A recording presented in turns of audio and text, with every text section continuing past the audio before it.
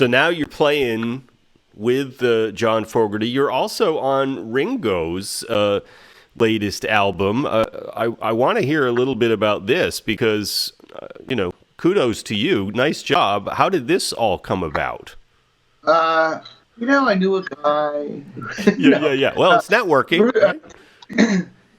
Bruce Sugar, who engineered my last record, my Mojo Deluxe record, he is Ringo's engineer. Ringo records something, he's the guy.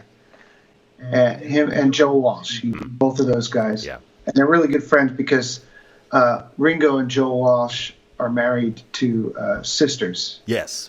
Right. So they're always hanging out. Yeah. And anyway, he calls me one day. I'm at a gig, and he actually sent me a Facebook message.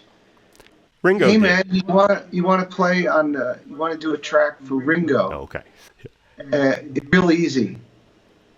And I'm like, is that what I think it? And I kind of stood up and I was like, oh my god. Sure, man. What's it pay? No, I didn't. Right. Anyway, he's like, yeah, it's Monday. It's at his house. Like, at his house. Yeah. So, which was 10 minutes from my house. It's up in the Hollywood Hills over here. So I went over to Ringo's house and pulled in, and he goes, cool, I'll give you Ringo's address. I'm like, Ringo's address? I'm laying in bed with my wife, and we look up the address, and the Google Maps thing, where you can actually see. And so it's this gate, and there's a garbage can. And my wife's like, that's Ringo's garbage can. Ringo has trash too. Yeah. A friend of mine is a real Beatles freak. He's like, get a picture of something real mundane at Ringo's house to prove that he's like an actual person. Right. Right. So I'm like, it's just Ringo's bathroom. That's great. Anyway, I went over there, and it was great. It was a great time. It was just me and Ringo and the engineer, and I was overdubbing a part. Most of it had been recorded already. And what's the track that you're on, Bob?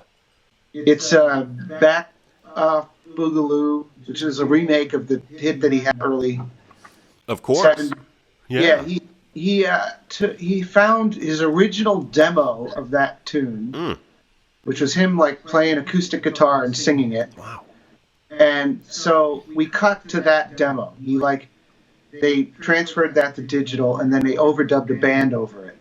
So it was Ringo playing drums, and Joe Walsh was on it, and I was a bunch of heavy hitters, right? Man. And me, right. Right? You're a heavy hitter too, sir. It's the final overdub. Yeah. Jeff Lynne was playing on it. Oh, sweet. It was killer track. Anyway, that's what it was, and it's on the CD there. And you can't see it, but I got a picture of you and Ringo up right now on the screen, giving the peace and love sign. And he has a giant sculpture of this right with peace and love in his driveway. There's like a big circular park, 7 cars kind of driveway, and there's this big. And so at some point I was playing in Vegas, and I was sitting at some restaurant, bar, or whatever, and I got talking. They had just seen me play with John, and they're like, "Oh my God, you're the keyboard player!" And we were talking, and it turns out that that statue was made in Santa Cruz by a friend of hers. Oh wow! Like, I know the person who made the peace and love statue at Ringo's house. Yeah, it's just crazy. Small world. Yeah.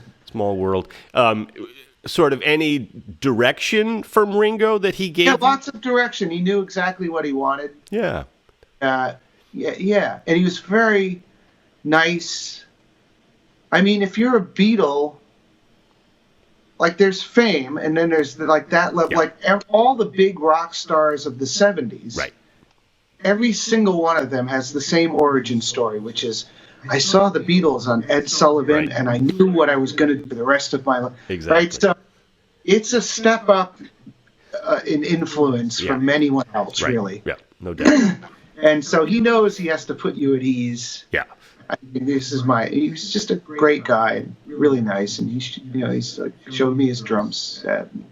He was just, and then it was just part of the song where I was supposed to do some cool fills, and I did one, and he's sitting there, and he's like, he's smiling, and then I immediately just messed up the next part because I'm like, he liked it.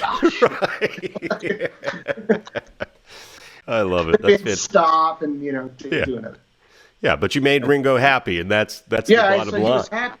Ringo's happy. Right. Anyway, it's a big deal to meet a Beatle. Of course.